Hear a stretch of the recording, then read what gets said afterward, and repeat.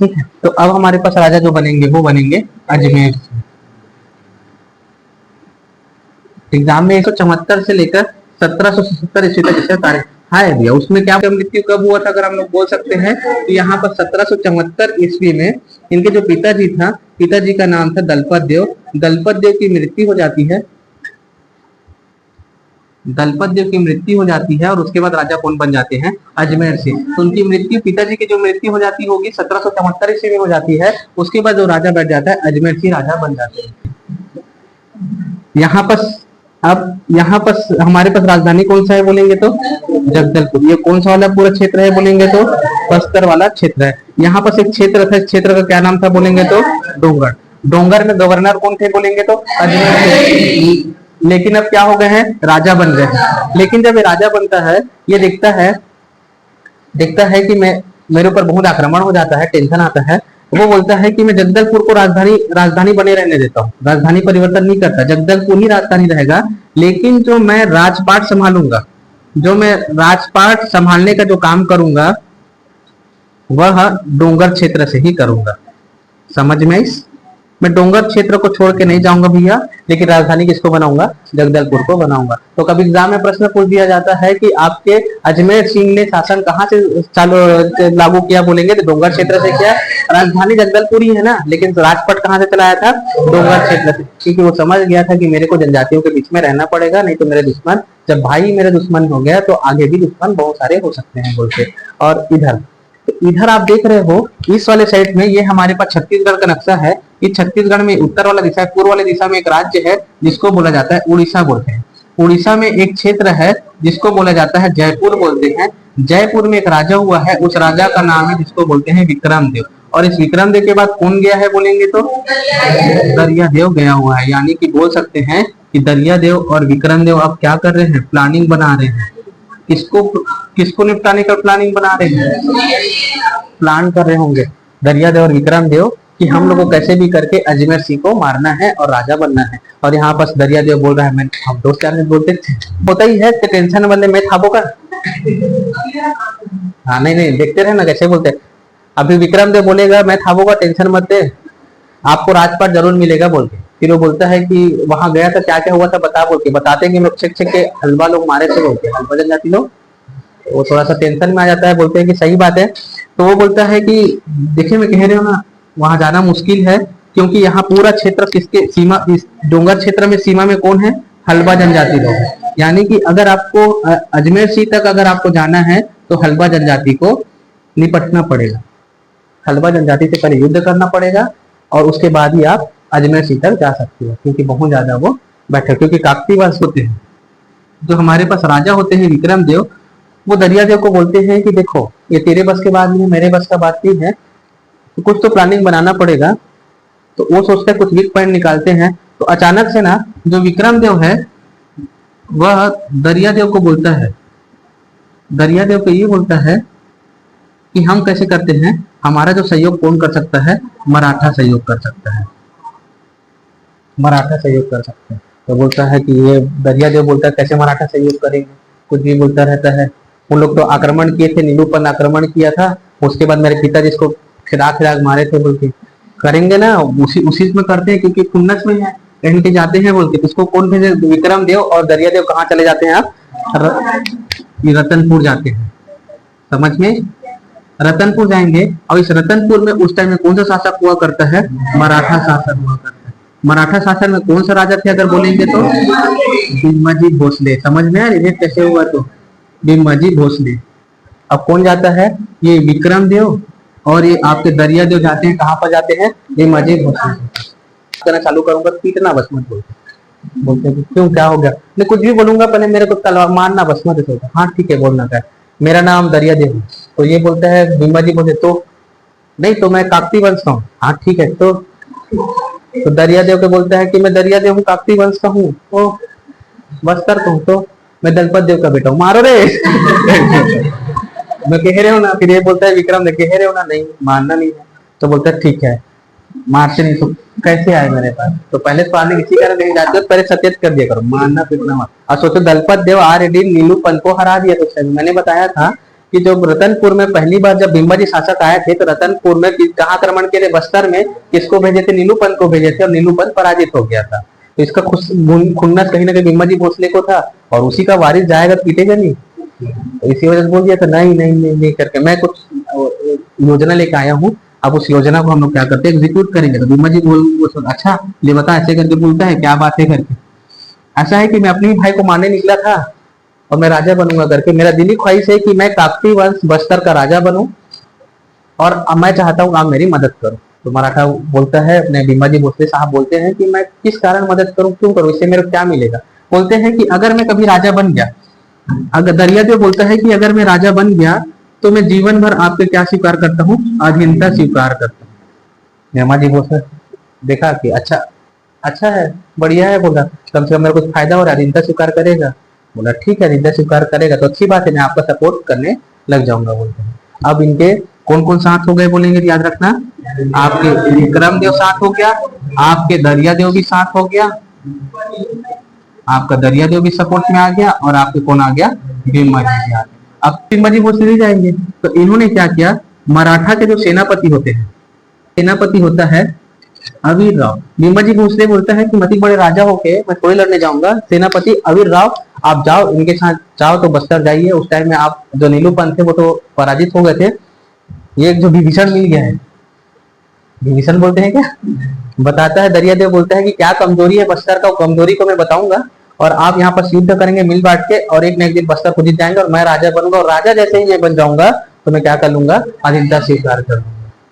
अभी विक्रम देव देखता है वो अधीनता स्वीकार करेगा, दोस्त में मुलाकाम, अरे हाँ सही बात है, उसको क्या मिलेगा। तो विक्रम देव को बोलता है कि अगर मैं राजा बन गया तो दोस्त मोर हरा अधीनता कर स्वीकार करते, मुलाकाम नहीं बोलते। तो विक्रम देव को ये बोलता है दरियादेव, अगर मैं बस्तर का राजा बन जाता हूँ काकती वंश का, तो मैं आपको जब मैं राजा बन जाऊंगा तो आपको मैं 4 क्षेत्र दे दूंगा, उस 4 क्षेत्रों को आप चाहे वहां पर बेचो चाहे कुछ भी करो, मेरे को लेना देना नहीं है, चाहे टैक्स वसूलो, तो 4 क्षेत्र आपके नाम कर दूंगा। किसके, विक्रम देव के क्षेत्र। तो विक्रम देव बोले हाँ तब ठीक है मैं भी साथ दूंगा। इसी कारण समझे दोस्त प्यार में कुछ न कुछ देना पड़ता है, एक तो चाय में भी मान जाते हैं। और भोसले ने सेना भीमा जी भोसले ने किसको बस्तर पर दरियादेव के सहयोग के लिए भेजा था बोलेंगे, तो अवीर राव को भेजा था। अवीर राव कौन थे, मराठा सेनापति, समझना है, मराठा सेनापति कौन थे, अवीर राव थे, अवीर राव थे। तो इसको ध्यान में रखना। अब कौन कौन हो गए हमारे पास सहयोग में, आपके विक्रम देव हो गए, आपके मराठा शासक हो गए और आपके दरियादेव हो गए। अब तीनों को तीनों क्या करेंगे, सोचते हैं कि अब हमारे पास बहुत सारा सेना हो गया है, मैं करूंगा। विक्रम देव बोलते हैं रुक रुक, पहले बोला बता भीमा जी भोसले को, सेनापति बता अवीर राव को क्या मुश्किल है। बताता है एक जनजाति हलवा जनजाति है, आप पीछे जंगल में रहते हैं। तो बोलता है कि हाँ, क्योंकि ये वाला पूरा एरिया क्या है, जंगल वाले लेता है, यहाँ जैसे ये वाला पूरा मैदानी क्षेत्र है, यहाँ घुसोगे तब तक कुछ नहीं होगा, यहाँ तक जैसे इंटर करोगे जंगल है, पहाड़ है, देखते हो जंगल है, पहाड़ है, सब इन लोग पहाड़ में चले रहते, तीर बांध भग भग मारते, पता नहीं चलता बोलते। तो बोलते ठीक है। तो ये भीमा जी और दरियादेव और विक्रम देव सोचते रहते कैसे करे, सब लोग क्या करे। विक्रम देव को फिर से आइडिया आता है, एक जो रहता है दोस्त, देखना हमेशा आइडिया देते रहते, सुनना बोलता है हाँ बता, अंग्रेज लोग को भी साथ कर लेते हैं, बोलता है अंग्रेज अंग्रेज तो अंग्रेज लोग को भी साथ मिला लेते हैं। अब देखो अंग्रेज हमारे पास कब आए थे, 1600 में आए थे ना, तो हम लोग किसकी बात कर रहे हैं, 1774 की बात कर रहे हैं। 1774 तो अंग्रेज तो आ गए थे, तो बोलते हैं अंग्रेज लोग को भी मिला लेते। तो फिर उसके बाद अंग्रेज लोग को मिलाने के लिए तीनों जाएंगे, विक्रम देव, मराठा, दरियादेव मिल के जाएंगे। मिल के जाते हैं और बोलते हैं किसके पास जाएंगे, अंग्रेज के पास जाएंगे। अंग्रेज जो अधिकारी होते हैं ना उनके पास जाएंगे। क्यों जाएंगे, क्योंकि इनको अगर हलवा जनजाति को मारना है तो आधुनिक हम लोगों के पास हथियार होना चाहिए, क्योंकि उनके पास भी तलवार है और उन लोग ऊपर से उड़ उड़ के मारते हैं, और यहाँ पास है उनको अंग्रेज अधिकारी लोग को बच कर जाते हैं, क्योंकि इनको क्या चाहिए रहता है, आधुनिक हथियार चाहिए रहता है। और आधुनिक हथियार हम लोगों को कहाँ से मिलेगा, अंग्रेज से मिलेगा। आधुनिक हथियार से पिटेंगे ना तभी तो पिटाएगा, तलवार से थोड़ी पिटाएंगे, क्योंकि वो जंगल में रहते हैं, तीरबान बोलते हैं। तो उसके बाद विक्रम आदमी मराठा और दरियादेव बोलते हैं, तो अंग्रेज के पास जाते हैं, जानते हो अंग्रेज लोग को छोड़ा मुलाकात मिली। तो फिर दरियादेव फिर बोलता है अगर मैं राजा बन गया, कल के दिन में अगर मैं बस्तर का राजा बन जाता हूँ, आने वाले वक्त में अगर मैं राजा बन जाता हूँ तो मैं आपकी अधीनता स्वीकार करूंगा। अंग्रेज लोग को बोलता है, अंग्रेज लोग को बोलता है कि अंग्रेज अगर मैं राजा बन जाता हूँ तो मैं आपके ब्रिटिश के अधीनता स्वीकार करता हूँ और आपके अधीन रहूंगा बोलते। भीमा जी बोलते फिर से देखते हैं मूलाधार का अधीन था, उग्र अधीन था, क्या बात है करके विक्रम बोलते शांत रहा भी नहीं पता ऐसे करके। तो उधर देखता रहता है, ये भी बाद में बताऊंगा बोल के, मेरा भी अधीन था उसका भी अधीन था, मतलब बंटवारा हिस्सा में। तो ठीक है करके अब क्या हो जाता है, अब कौन कौन मिल जाते हैं, ये लोग क्या बोल देते हैं, ओके बोल देते हैं। इन लोग अंग्रेज लोग ओके बोल देते हैं। अब कौन कौन चलेगा, अब कौन कौन हो गया, विक्रम हो गया, मराठा भी हो गया, दरियादिव हो गया और अंग्रेज भी हो गया। यानी कि चारों के चारों अब कहाँ जाएंगे, आपके युद्ध जाएंगे, किसको, अजमेर सिंह के पास लड़ने के लिए। अब तेज गन भी है, तलवार भी है, सब है। अब कहाँ चले जाते हैं, अजमेर के पास युद्ध करने चले जाते हैं। अब ये आते हैं आपके रतनपुर से आएंगे। रतनपुर से आते हैं कौन कौन आएंगे, आपके विक्रम आएगा, मराठा आएंगे, दरियादेव आएगा और ब्रिटिश ईस्ट इंडिया कंपनी जो रहता है ना वो वाला आएगा। और सारे सारे कहाँ एक साथ युद्ध करते हैं, सबसे पहले यहाँ पास जो रहेगा जगदलपुर वाले जो क्षेत्र है वहां पास युद्ध करता है। और युद्ध करके जितना सेना होता है उसको तबाह कर देता है। समझ में, जगदलपुर क्षेत्र में, जब जगदलपुर क्षेत्र में जाता है तो राजा कहाँ रहता है, अजमेर सिंह डोंगर क्षेत्र में रहता है। देखते हैं यहाँ तो राजा नहीं है बोलते, तो ये कहाँ चले जाते हैं, फिर उसके बाद डोंगर क्षेत्र में चले जाते हैं। डोंगर क्षेत्र में जाने के बाद कौन मिलते हैं, आपके हलबा जनजाति लोग यहाँ पास मिलते हैं। और हलबा जो जनजाति रहते हैं, इस हलबा जनजाति लोग का बहुत ज्यादा नरसंहार होते। नरसंहार किसको बोला जाता है, कि बहुत ज्यादा मनुष्यों को मारा जाता है, उसको नरसंहार बोला जाता है। तो हलबा जनजाति लोग का क्या होता है, बहुत ज्यादा नरसंहार होता है, जिसके वजह से जितने भी हलबा जनजाति लोग रहते हैं उनको बहुत क्षति पहुंचता है और बहुत लोग की मृत्यु हो जाती है और बहुत लोग का मार काट चालू हो जाता है और अंत में अजमेर सिंह की क्या हो जाता है, मृत्यु हो जाता है।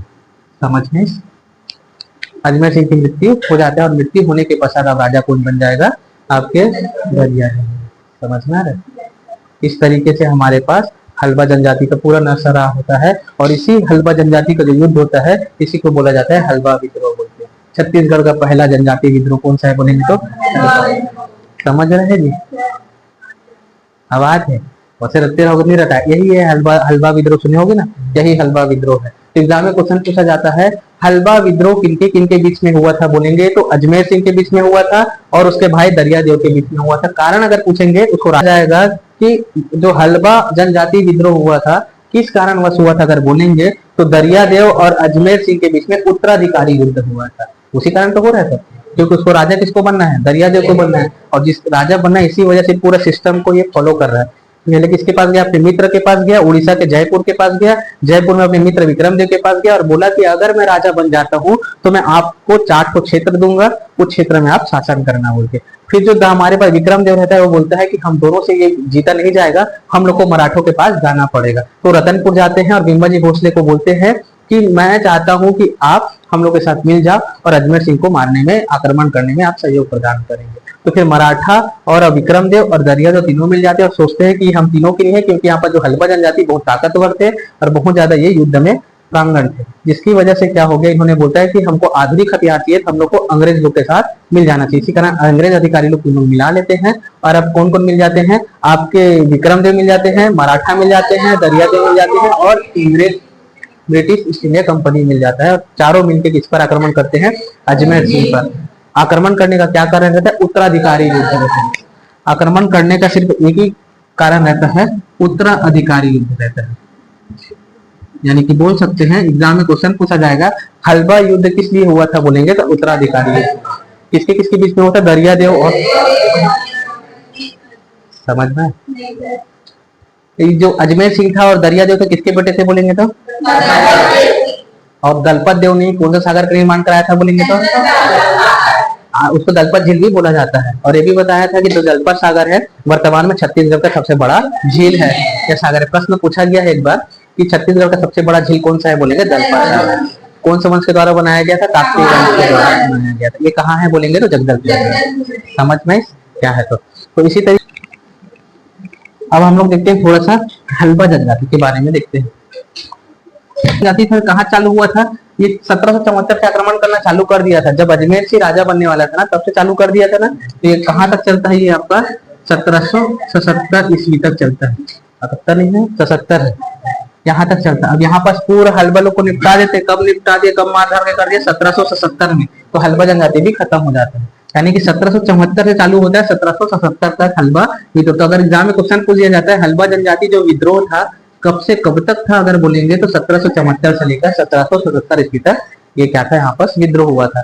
समझ में? तो अगर आपको पूछा जाता है कि ये जो हलवा विद्रोह था, हलवा विद्रोह था, इसका उप नाम या निक नेम क्या है, घर का नाम क्या है बोलेंगे, याद रखना ये कौन से वाले क्षेत्र में हुआ है, डोंगर वाले क्षेत्र में हुआ है।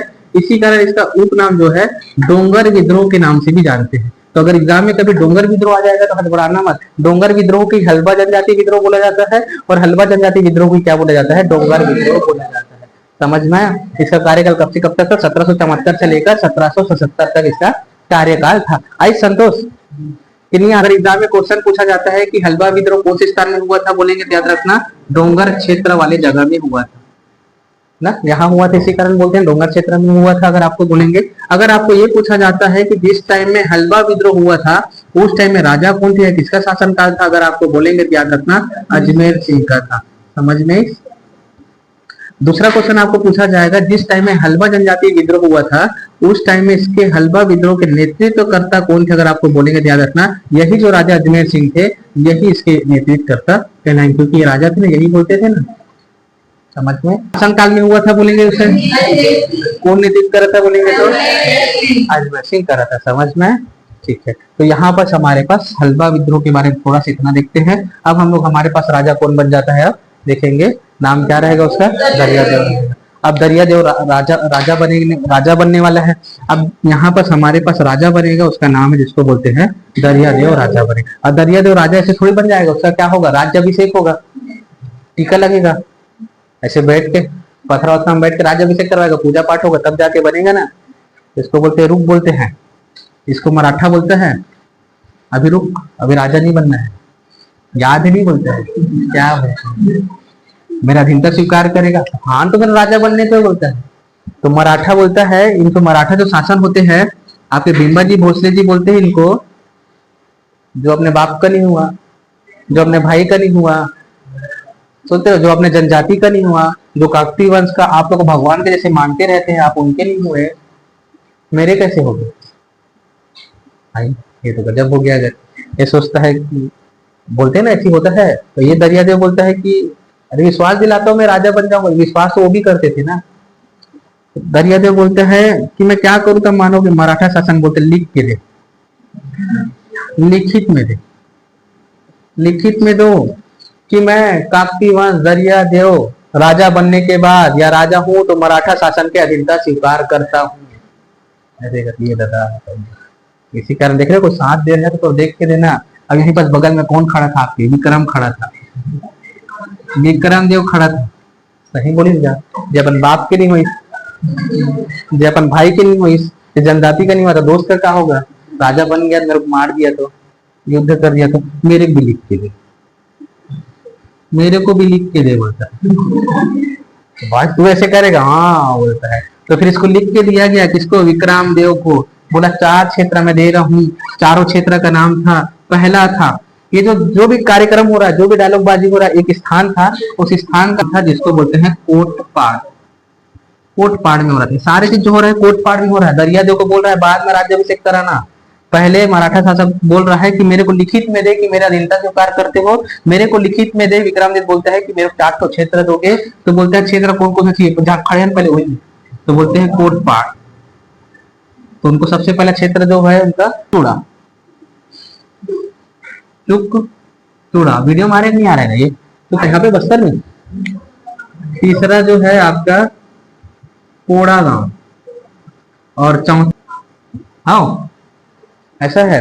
तो विक्रमदेव बोलता है मेरा कोटपाड़ चाहिए, चुपचुड़ा गांव चाहिए, कोड़ा क्षेत्र चाहिए और रायगढ़ क्षेत्र चाहिए, बोलता है लिखित में देता हूँ बोल के। तो दरियादेव बोलता है ले रे हद रहा हो, भरोसा नहीं करते मेरे ऊपर, ओके बोलता है, ओके मैं लिख के देता हूँ, और ऐसे से लिखता है और साइन करता है, पकड़ो यहाँ दिखना मत बोलते हैं, ऐसे करके लिखित में दे देता है। जो हुआ इसी को क्या बोलते हैं, संधि बोलते हैं। तो इसी को बोलते हैं कौन संधि बोलते हैं, कोटपाड़ की संधि बोलते हैं। एग्जाम में क्वेश्चन पूछा जाता है कोटपाड़ की संधि, कोटपाट की संधि कब हुआ था करके, समझ में? इसी को बोलते हैं कोटपाट की संधि। कब हुआ था, 6 अप्रैल 1778 में ये हुआ था, 6 अप्रैल 1778 में कोटपाड़ की संधि हुआ था। समझ में? एग्जाम में क्वेश्चन पूछा जाता है हलवा विद्रोह कब से कब हुआ था बोलेंगे तो 1774 से लेकर। कोटपाड़ की संधि कब हुआ था बोलेंगे तो इस सारे कोटपाड़ की संधि में क्या यही है, मराठा शासन के अधीन कौन रहेगा? दरियादेव। विक्रमादित्य को 4 जो क्षेत्र है वो देंगे, कोटपाड़, चुकचूड़ा, पूरा गांव, रायगढ़ सारे देंगे। समझ में? अंग्रेज बोलता है अमोला, वो बोलता है कि ठीक जब काम पड़ी तो दे देते। वो चक्रा रहते ना अंग्रेज लोग, बता रहा हूँ जितना भी रहते बहुत चालू रहते हैं, वो बता के रखे हैं। अब देख रहे हैं अंग्रेज मोला कहते कुछ चीज में सहयोग कर रहा हूँ बोलते हैं, और बाद में अच्छे देते हैं। लोग बहुत चक्रा रहते हैं। तो उसके बाद हो जाता है फिर मराठा शासन को फिर समझ में आता है, रुक रुक एक चीज में भूल गया, बोलता है अधीनता मतलब कैसे टाइप का अधीनता, मेरे को आप प्रतिवर्ष, कौन बोल रहा है? मराठा शासन, मेरे को प्रतिवर्ष 59,000 रुपए, 59,000 रुपए, 59,000 टकोली, रुपए नहीं बोलते थे उस टाइम में, टकोली बोला जाता है। मराठा शासन में टकोली हुआ करता था, तो उस टाइम में 59,000 टकोली मेरे को प्रतिवर्ष टैक्स दिया जाएगा। ये तो दवा बोलता है राजद बनना रही थे, टैक्स वसूलूंगा बोलता है।